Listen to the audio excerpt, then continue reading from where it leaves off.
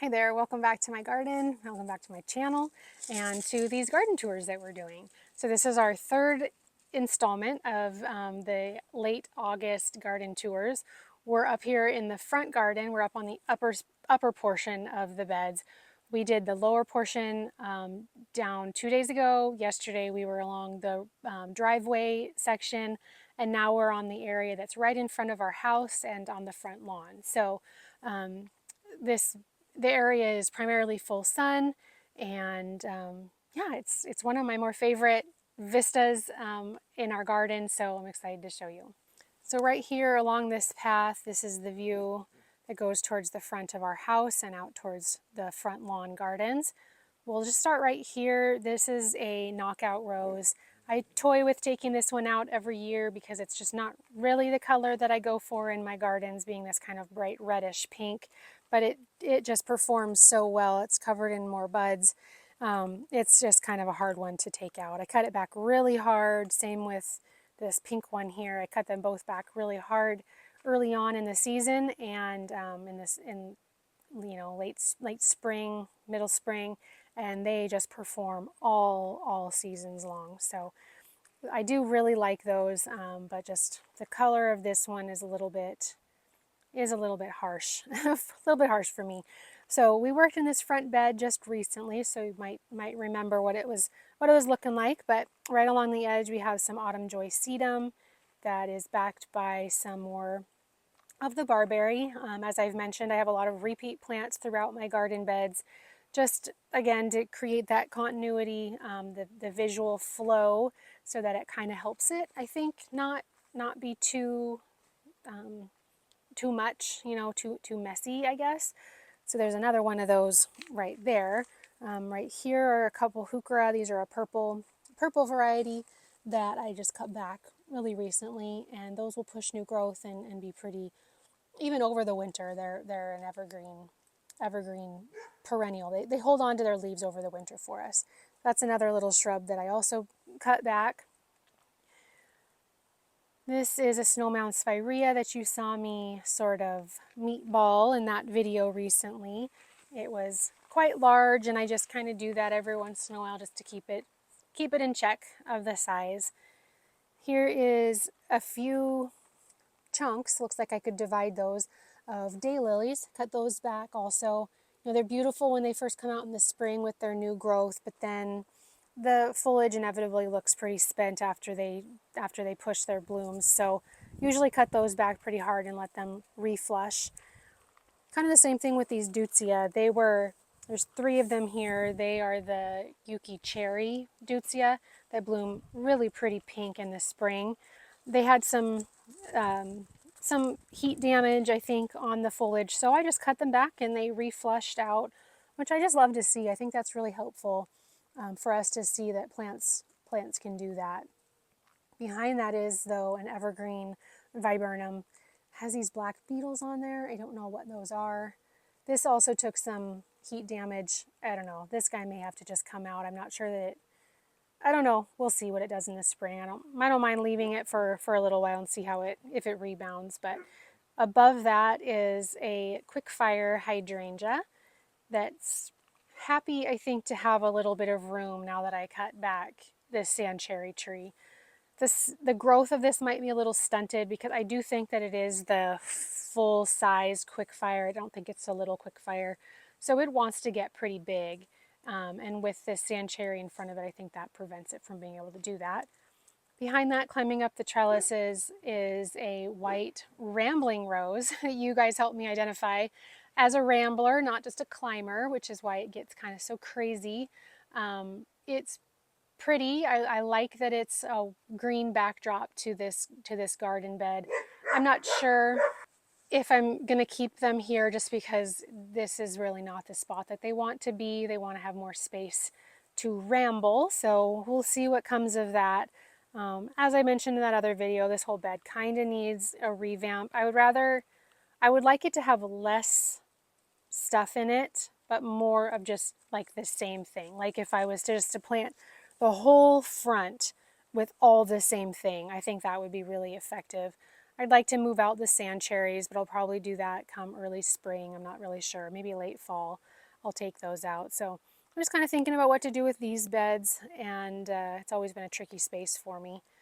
These pots that we planted up in that video also are looking great. These lemon cypress, I replaced some other ones that had, unfortunately, their tops had died out. So these ones are looking good, and they have the little mini Vista whites, which are such an amazing performer for me. And I'll show you some of those once we get around to the front of this space. On this side of the path, we have an autumn joy that we planted in recently, a sedum. Again, you can see these are just about to start blooming. They're beautiful pink flush of blooms, which really tells us that fall is just on the corner. So next to that is a sunshine ligustrum. It's doing really well. This is an evergreen. It is a privet, but it's not going to take over and they don't reseed. So I really like that one for the color and the structure that it brings. Underneath that is some Nepeta. And here's a little sedum that was covered up, so it's not doing very well. I had to cut back this hardy geranium from kind of growing over all of that. This also bloomed beautifully with these pink flowers. This is its new growth that is flushed out just for a nice little green carpet. Above that is a Ito peony that's already bloomed. Oh, look at this little guy. Oh, I don't know. Is that, I have to look into what he's going to become. But anyway, there's spirea next to that, backed by some daisies and some heuchera that I cut back that needs to put on its new growth. This whole bed is underneath this, I believe this is a Royal Raindrops crabapple. Staked up because its top broke, so it's unfortunately kind of in a tough shape, actual like shape, not, I mean it's healthy, but the shape of it is kind of unfortunate. So it does have some crab apples on it, but unfortunately the top is gone, so the structure of it's kind of wonky. But anyway, down here in the front there are a little grouping of the green velvet boxwoods that I've kind of just, cut into little balls. This one's the only one that's really showing much as far as new growth on them, but they're all doing okay. Backed by the sedum that we planted in, which I really love. I love in that spot. Just fill in that space really nicely. And obviously I'm a fan of sedum, so that's a good addition. I'm going to continue along on this side of the steps, and then we'll come around to the no-dig bed that's next to me. Another one of the matching baskets, or one of the matching containers with the Mini Vista whites and the lemon cypress. On this side is very similar to the other side that we just looked at, but this side has Brunnera underneath it. A little bit of Hakonachloa, but more so the Brunnera. Yeah, again, this space just needs some work.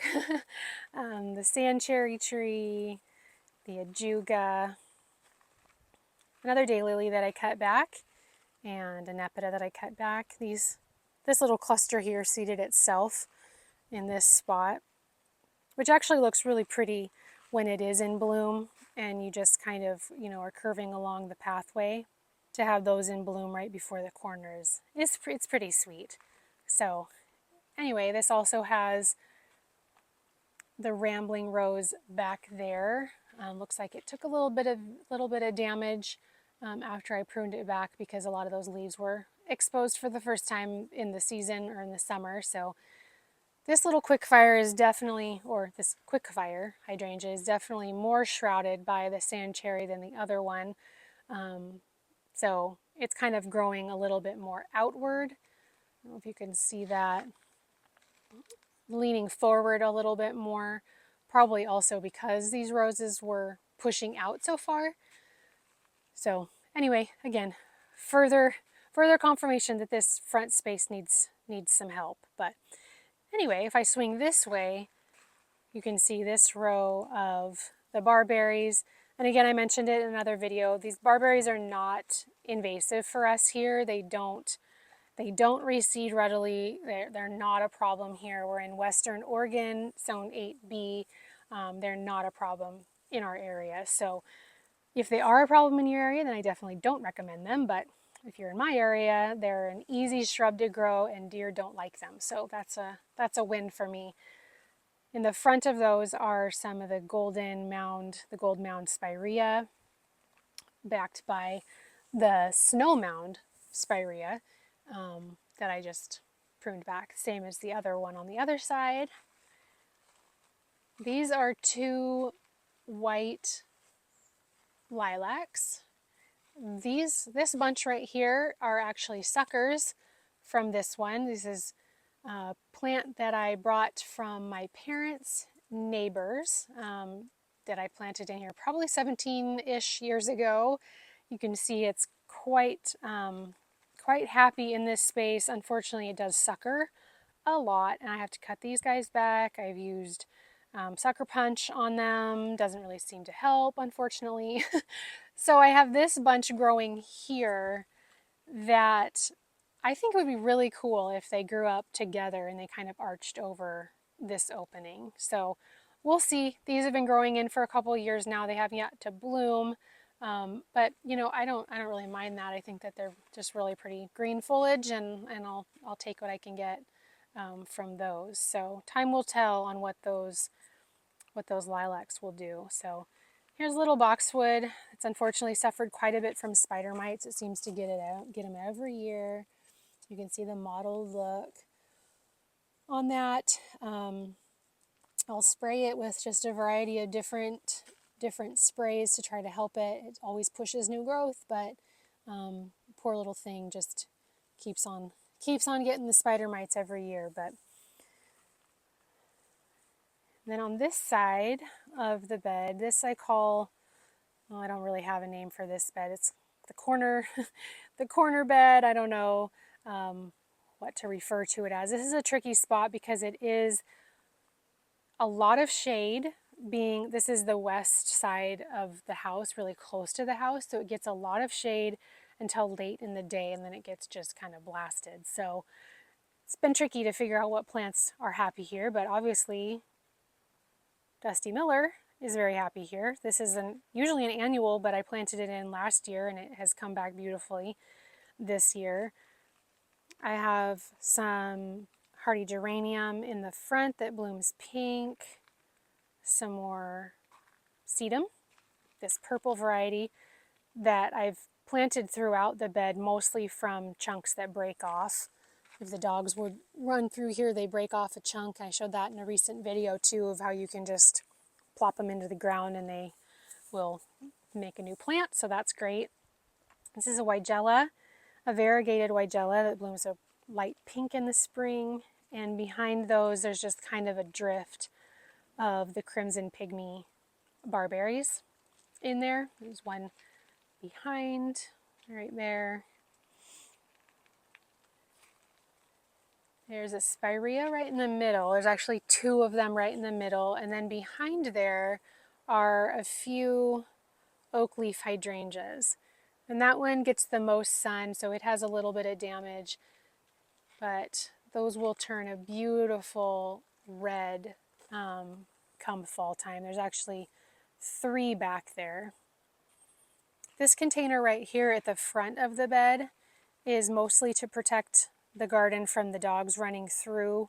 It's not probably ideal to have a higher container in the front, but it's sure pretty. These are some of the Nemesia. I cut these back pretty hard about a month ago, and they've just really started to flush out, and they are nice and dense. And like I said in previous video, these came in just the little tiny cells. They were just little itty bitty plugs when I put them in. So been really happy with those. They're just from my drugstore. They're not like a big name brand or anything like that. So this right here is a Fairy Trail Bride hydrangea in the middle. We'll see how that guy does. It's kind of held its own this season. It hasn't done too much, but it's looking like it's blooming again. It's supposed to be kind of a continual bloomer. So the leaves are a lot smaller than on the other one that I have. So it'll be interesting to see what that one does. Here's a honeysuckle. This is a Sensation honeysuckle by Proven Winners. It did really well, then, you know, lost kind of all of its leaves, but these berries are sure pretty on it. I didn't know that it would do that, so that's pretty fun. So there's the drift of the Dusty Miller that kind of goes through this bed. I did try to propagate one under that container or under that cloche. It's not doing great, but I don't know, it still might root in. We'll see. So yeah, I don't love, the one thing that I struggle with in this bed is this heuchera here, and primarily because this pink is here, but I would like to have something that blooms pink also right here. These are annual, you know, so these will come out, but I don't know. I don't love this. I don't love that color of that heuchera. I kind of struggle with that. So that's one thing I may consider changing. Over here on this side, you can see the heuchera that we just planted in recently. There's the three of them, the three dark ones right here, next to Forever Purple varieties. So this is the Dusty Miller. Yeah, it's looking kind of sad. I could probably pinch it back a ways so that there's less that it has to support. So we'll see how that does. It's just an experiment. I just cut off a little piece of one of the original ones and stuck it in the ground to see if it would take root, like what sedum will do. That's what's underneath that cloche, is a couple chunks of this sedum that were broken off. I just stick them into the ground there, and they usually take root really easily. So yeah, we'll see with that one. So on this side here, you can see these little guys are supposed to be an evergreen shrub. I don't know what I think of them. They're another that I'll be kind of considering considering replacing. I'm not really sure. At this point, I probably could just do this entire bed in Dusty Miller. I think that's so pretty, and it looks so happy right now. You know, this time of the year, you really see the tiredness on some of the shrubs, like this daylily. Really need to cut that back, and but anyways, here's a variegated honeysuckle that really is happy in this spot. It kind of blooms a yellow and a white flower. You can see that right there, and it smells really wonderful. We can smell it from our bedroom. Here's a good look at what the flowers and the foliage look like on this. I really am happy with this plant. I have it in the backyard as well, and I do absolutely nothing for it, and it's just quite a performer. So I moved one of my knockout roses to right here because I didn't want it where it previously was, and it definitely needs more sun. So that'll be finding a new home. Another variegated Weigela that has the same pink flowers as the one over here, so I was trying to get those to kind of mirror each other. So yeah, just trying to find some repetition, you know, in these beds to help them look nice and continuous and kind of harmonious, I guess. Okay, we'll continue on along this way. We're still up on the front lawn. Just kind of going, we just went underneath this arbor from this bed, underneath basically my rose tree. It's kind of what I call this monstrosity. I'm guessing this is also a rambler.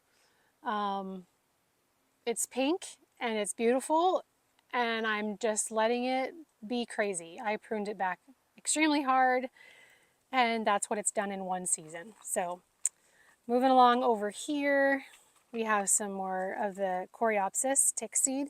This is the Zegreb variety.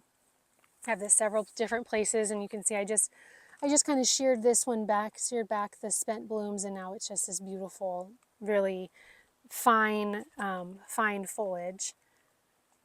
Next to that is I think this is an Invincibelle Ruby or a Mini Mauvette. I think Invincibelle Ruby. This one has a tough time because the dogs often run through this, so they've plowed it down quite a few times, but it just comes up with these sweet, sweet pink flowers that are so delicate and beautiful. Next to that is another Caryopteris that will be blooming soon. There's still some violas blooming underneath there, which is fun. These are the Wild Rose Heuchera. Taken some you know, they would not do this. And again, this is something I said in my very first video. If a plant's not doing well in my garden, it is my fault. If a plant is doing well in my garden, it's the plant's fault. You know, these browning leaves, if I watered these really, really regularly, if they got regular water, they would not have these brown leaves. I'm sure of it. So it's a beautiful, beautiful heuchera. It's just my fault, unfortunately, that it's looking like that. This right here is a Picea glauca pendula. It's a weeping white pine, and it's so sad to me because I broke the top off. And you can see it's pushing all those cones because it's just sad that I did that. I was trying to see if I could lift up the drooping top, and I broke it, and I was so bummed because this is like one of the very few species plants, you know, kind of a focal point that I've invested in, and I broke the top. I nearly cried. So we'll see what that guy does. I don't know. If I had all the money in the world, I would get a big, huge one because I think these are so beautiful. But anyway, 'tis life in my garden. So swinging over here, we have some Spanish lavender that seeded itself in the driveway. Same with this bunch of daisies that seeded themselves here. This is a hardy geranium. See that color on it, and it is a profuse grower. It is all along the front of this bed. Spreads itself really well, but it also transplants really well, so that's kind of fun. This is another blue chip, lo and behold blue chip, that I have in this container here. It's unfortunately gotten a little bit attacked by the, I think probably by earwigs. It's still blooming, but again, like I said in one of the previous tours, I don't think that butterfly bushes really like to be in containers. So this may just have to be finding a spot in the ground, and I think it'll be happier for it. But you know, I mean, it's basically a perennial for me, so I cut it back, and all those damaged leaves will not be there next year. So here's another Caryopteris. This one is blooming more than the others. It's one of my more established ones. It's been here a long time. It's been quite severely cut back over the years, but you can see how pretty those blooms are. Just a great late summer bloomer. This is a Rose of Sharon standard that I planted in. These really sweet pink blooms on it. Again, a new plant. It's getting itself established in the garden. Doesn't look, you know, too full or fantastic right now, but I have faith that the next year and the year after that, it'll look even more beautiful. I'm just really happy with how many blooms it's pushed out. Next to that is another Buddleia. This is another Miss Molly. It's younger than the other two in the front bed, so it's just kind of starting to find its feet. Really like that in this spot. I'll back up. Here's another barberry in this space. This is a sedum that I planted in. That was just a bunch of broken pieces early this spring. You can see that got itself established pretty well. There's a spirea. These are my favorite types of barberry. These are Concord barberry, and they just stay this beautiful, rich purple color. They also stay nice and compact. They respond really well to pruning. So this is a type that I will be looking for more of to put in a few of the other beds that have some varieties that I'm not as much a fan of. But check out this beautiful echinacea. Oh, I love it. You know, the pollinators aren't as big of a fan of these ones that have the double blooms on the centers, but oh gosh, it's just so pretty. I love this. I planted that in last year, and I've just been so happy to see how well it is done this year. This is a Drops of Jupiter oregano. Could definitely benefit from having more water. Same with this. This is a pincushion flower. It's already bloomed and has been cut back. These are some daylilies that I transferred from another spot that they did not even miss a beat after I transplanted them, and they bloomed beautifully, but now again, another plant that I need to totally cut back. Same with the Spanish lavender. They are done for the season. I could cut these really hard. They were actually originally right back here in the bed, and they reseeded themselves out this way, and so I've since removed the original plants, and now these ones are just right here by our fire pit. And yeah, they're definitely happy here, but they definitely need to be cut back. So this is the back side of this garden. This is another of the Sunshine Ligustrum that I just really love the combination of these colors right here. I think this is really, really pleasing to the eye. This is another Lo and Behold blue chip. Obviously, I like how these do in my garden. The deer don't like them. They bloom well. They don't need a lot of water, so that's great. Here's another one of the daylilies that I transferred, as well as this one. It was really amazing when I transferred those, because like I said, they didn't even skip a beat. They did not fade. They did not scorch. They bloomed beautifully. So they've done their job for the season, and now I should cut them back. This is a spirea, a magic carpet spirea that I transferred early on in spring. It did great, but it suffered a little bit from the transfer. So that one again will be better next year once it's been in the ground for a little bit. This is a pink blooming Nepeta. It's the first that I've had of this kind, and it's filled in this area. There's actually 3 of them surrounding this pot. It's kind of low growing for this spot. If I have another, if I start another garden, I will probably move these to be out there. I also could have probably planted them in underneath this maple tree that unfortunately got pretty scorched. It has been doing really well in this spot the last couple years, and this pot is open on the bottom. It has a big square opening so that the roots could go out into the native soil. So I don't know that it's because it's in a pot that it's struggling, but yeah, we got some hot weather and a lot of the leaves curled up, unfortunately. So this one is, I'll have to put the name of this one up on the screen. I don't remember it off the top of my head, but it's supposed to be an improved version of Bloodgood. Looking through this way, you can see this is a Happy Jack clematis. It already obviously bloomed. This was a new plant that I put in this spring, and gosh, it was just gorgeous when it was in bloom. It did extremely well, and I'm really excited to have this one grow up this trellis and fill in this spot. These are some White Wands Veronica that have been cut back, and this gorgeous butterfly bush.